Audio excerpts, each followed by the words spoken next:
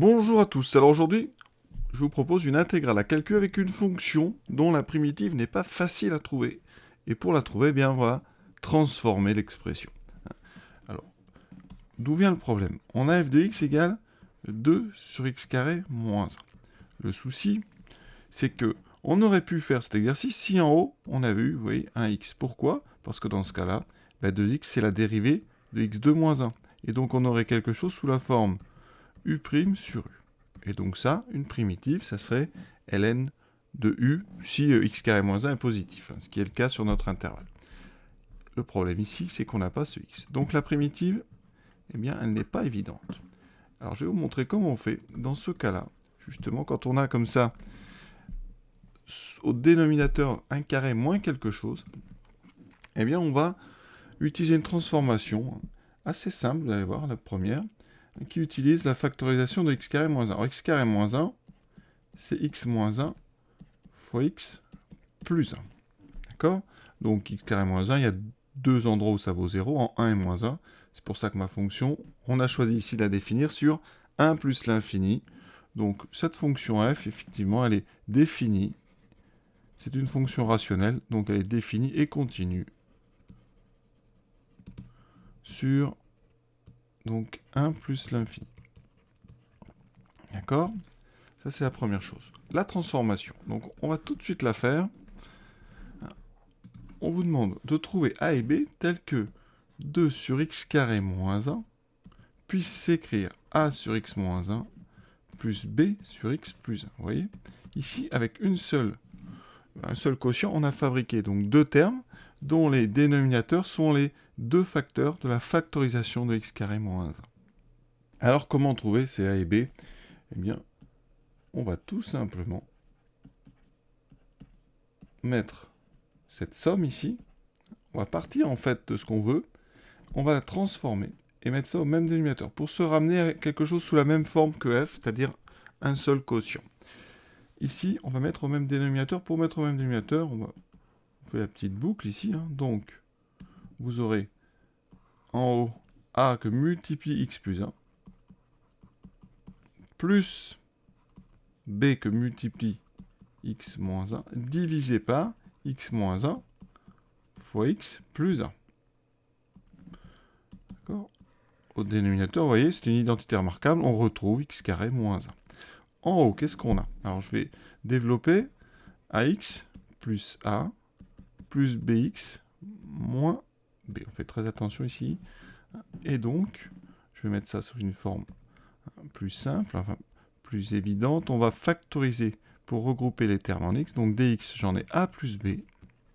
Et ensuite, des constantes, j'en ai a moins b. Alors, je les mets entre parenthèses pour bien qu'on les voit. Donc, en haut, vous voyez, vous avez une forme affine avec ici une partie en x et une constante. Voilà. Qu'est-ce qu'on veut, nous?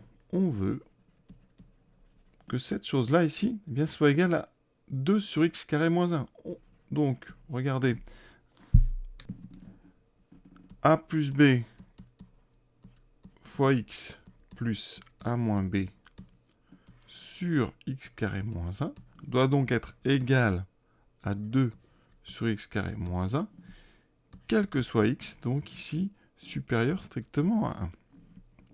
Bon, ici, il faut savoir, c'est de l'identification. Quand on a comme ça deux quotients avec le même dénominateur, ça veut dire que pour qu'il y ait égalité, il faut que les numérateurs soient égaux. Donc déjà, ça veut dire qu'on veut donc que a plus b fois x plus a moins b soit égal à 2. Alors la méthode qu'on utilise pour ce genre de choses, c'est ce qu'on appelle l'identification. Donc on va écrire par identification. On identifie en fait les coefficients de deux polynômes. Quand deux polynômes sont égaux, sur un intervalle non vide, comme ça ici, x strictement plus grand que 1, donc quand ils sont égaux pour une infinité de valeurs, en fait c'est ça l'idée, eh bien leurs coefficients sont forcément égaux. Donc ici, alors à gauche, je vais écrire bien, vous avez a plus bx plus a moins b. Et à droite, vous avez 2. Alors 2, c'est 0x plus 2. Donc si j'identifie les coefficients en x, à gauche, j'en ai a plus b, et à droite, j'en ai 0. Donc a plus b vaut 0. A moins b, eh bien, doit être égal à 2. On va résoudre ce système. Alors, plein de méthodes pour résoudre ce système, hein. Une méthode, c'est la substitution. Vous faites a égale moins b, par exemple.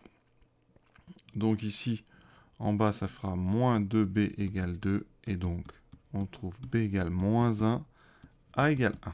Voilà. C'est une méthode, il y en a d'autres. Vous pouvez additionner les lignes par combinaison, soustraction. Voilà. On vient donc de trouver a égale 1, b égale moins 1. Et donc, conclusion, parce que toujours faire une conclusion. Donc, pour tout x plus grand que 1, eh bien, f de x peut s'écrire.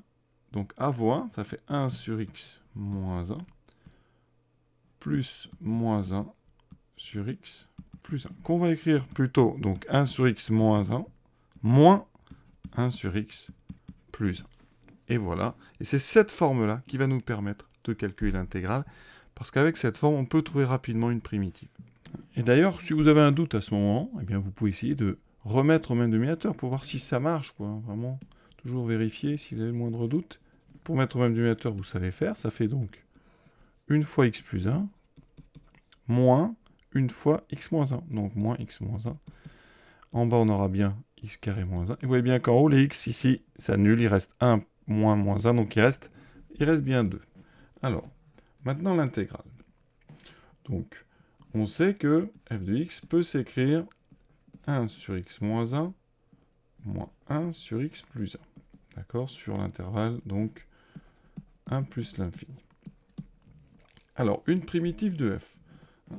Donc, une primitive de f sur... Alors, les primitives, c'est toujours relatif à un intervalle, hein, parce que c'est une question de signe ici. Vous allez voir, une primitive de f sur 1 plus infini. Peut être quoi? Alors, je peux choisir grand F tel que... Alors, ici, on a du 1 sur x moins 1. Ça, c'est du logarithme. Vous avez ici u' sur u, d'accord, avec u égale x moins 1. Donc là, je vais vous le montrer. 1 sur x moins 1, c'est u' sur u de x, d'accord, avec u de x qui est égal à x moins 1, est très important, et x moins 1, donc positif sur notre intervalle.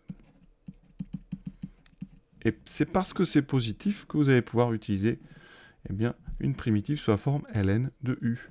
Donc ici, on peut, pour le premier terme, proposer ln de x moins 1. Effectivement, ln de x moins 1, ça existe, x est bien plus grand que 1. Quand on dérive ln de x moins 1, on a du u' sur u, on tombe bien sur 1 sur x moins 1. Effectivement, je ne l'ai pas écrit, mais la dérivée de x moins 1, c'est 1. Et donc, vous avez devant vous une forme en u' sur u. Et on va faire pareil avec x plus 1. Ici, 1 sur x plus 1, eh bien, sur notre intervalle, eh bien, si vous regardez bien 1 sur x plus 1, c'est aussi une forme u' sur u. Mais cette fois-ci, u de x, ça sera x plus 1. Et on a bien x plus 1 qui est positif aussi sur cet intervalle. Donc, la primitive que je peux vous proposer comme ça, c'est ln de x moins 1 moins ln de x plus 1. Et le tour est joué. On a trouvé une primitive. Si vous en voulez d'autres, vous rajoutez une constante. Mais voilà une primitive de petit f sur 1 plus l'infini. Ça, c'est très important, hein, sur 1 plus l'infini, parce qu'il faut un endroit où x moins 1 et x plus 1 soient positifs ici. Et avec ça, eh bien, on peut calculer assez rapidement l'intégrale. Donc l'intégrale de petit f, ça sera donc ça, la primitive qu'on a trouvée. Donc ici, ln de x moins 1 moins ln de x plus 1, pris entre 3 et 5. Je remplace donc d'abord par 5. ln2, donc 5 moins 1, 4. Moins ln2, 5 plus 1, donc ça fait 5 plus 1, 6. Moins la même chose que je prends en 3. Donc ln2, 3 moins 1, 2. Moins ln2, 3 plus 1, 4. C'est ça, je ne dis pas de bêtises. Ouais. Ensuite, on calcule. Alors, on a pas mal de logarithmes. Ici, bon, logarithme avec des soustractions, on sait que c'est le logarithme du quotient. Donc ça fait ln de 4 sur 6. Moins ici la même chose, ln de 2 sur 4. Alors, on peut simplifier déjà. 4 sur 6, 2 sur 4. Mais on a une autre quotient ici, parce qu'on a un moins. Donc ça, c'est le logarithme de 4 sur 6 divisé par 2 sur 4. Donc c'est le logarithme. Alors ici, je simplifierai après. 4 sur 6 fois l'inverse de 2 sur 4. Donc 4 sur 2. Et là, on peut simplifier. Donc ça fait ici par 2. Par 2. Il reste 4 sur 3. Donc ln de 4 tiers. Et le travail est terminé. On va vérifier donc avec les calculatrices. Alors Casio d'abord. Vous allez dans Options, d'accord, Calcul, le F4, et vous avez le symbole encore F4, donc ici, symbole de l'intégrale. Vous avez juste à remplir. Donc d'abord, l'expression. Donc j'utilise vraiment le trait de fraction. Donc x carré moins 1. Voilà. Ensuite, je descends, je mets la première borne. Donc 3. La deuxième borne, 5. Je trouve 0,288 à peu près. Et je vais comparer avec ln de 4 tiers. Vraiment, 4 sur 3. Voilà. Il faut que ça donne la même chose. Super. On a fait du bon boulot, vous voyez. Ça permet comme ça d'être sûr de soi et de pouvoir continuer un sujet. Sur la Texas Math, d'accord. Ensuite, vous allez sur le numéro 9 direct, intègre fonction. Donc, vous appuyez sur 9. Vous n'avez plus qu'à remplir. On commence par les bornes. Donc, 3. On monte. 5. Ensuite, on remplit l'expression. Donc, le trait de fraction. 2 divisé par x carré moins 1. Voilà. On sort de là. On indique la variable d'intégration. On tombe sur 0,28. Ensuite, on va faire pareil. On vérifie que ça fait bien ln de 4 tiers. Et c'est parfait. Sur GeoGebra, donc dans la zone de saisie qui est en bas, j'indique 2 divisé par x, donc carré, moins 1.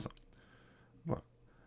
Alors moi, ici, vous voyez, j'ai toute la courbe, mais sur R, privé de 1 et moins 1, je vais donc réduire un petit peu. Alors, pour réduire sur GeoGebra, en bas, vous tapez FON, apparaît tout une truc, vous mettez donc fonction 2, donc il me faut juste la fonction que je viens de taper, donc 2. Alors j'ai dit de 1 à plus infini. Alors plus infini, on va mettre un très gros nombre, voilà. Et après, oui, vous allez effacer la première, et vous n'avez plus que la partie qui nous intéresse. Voilà, donc nous, on va s'intéresser à l'intégrale donc sur 3,5. Donc je fais un zoom pour avoir la partie qui m'intéresse, vous voyez.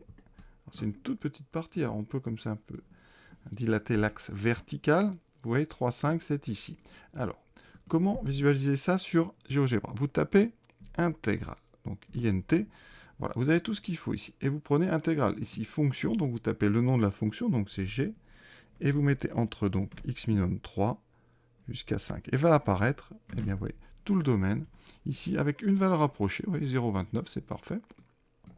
Vous pouvez ici grossir ça. Comme ça, vous avez exactement, voilà ce qu'on vient de calculer. F est une fonction positive sur l'intervalle 3,5. Donc l'intégrale de 3,5 de cette fonction, ça correspond à l'aire du domaine sous la courbe. Et ici, vous voyez, il est visualisé par cette zone colorée. Et son aire est à peu près de 0,29. Voilà. Voilà, on va s'arrêter là donc pour cet exercice, très intéressant.